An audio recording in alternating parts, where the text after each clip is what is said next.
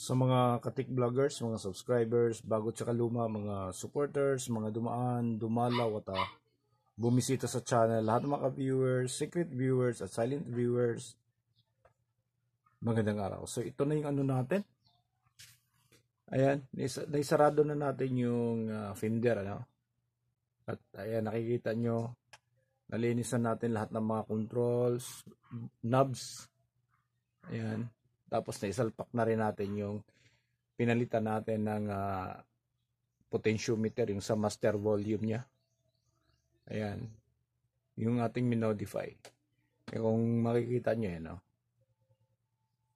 Ayan. So, walang ibang lumalabas na kulay. Talagang naisintro natin siya. Ayan. Okay. Tapos yung position niya sa pointer, naitama din natin. Ayan. Diyan yung kanyang maximum. Tapos baba tayo. Nandito yung kanyang minimum. Ayan. Okay. Tapos parinig natin yung boses, ano? Kung paano siya tutunog. Test lang naman natin.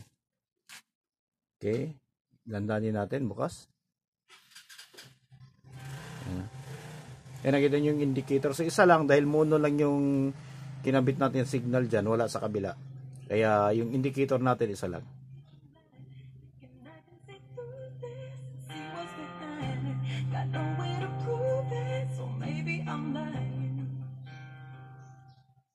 Okay.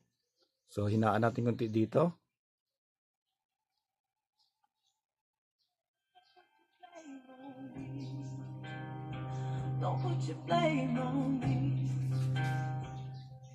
Okay, so smooth na smooth.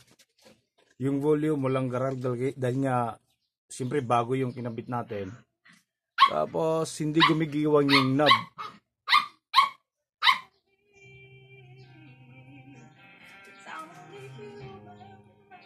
Ayan, nakita nyo yung response ng ano natin. Unti-unti siya, hindi siya dire-diretso. Ayan o. Ayan o.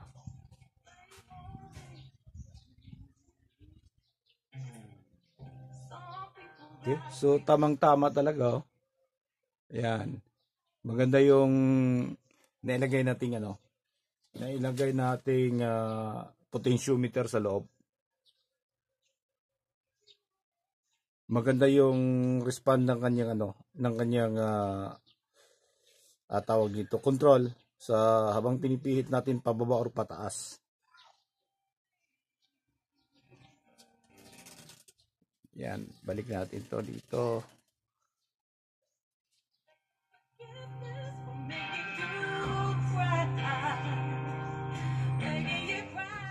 So tinitest natin to, naka-open baffle tayo. Woofer, wala tayong ginagamit na mid or high.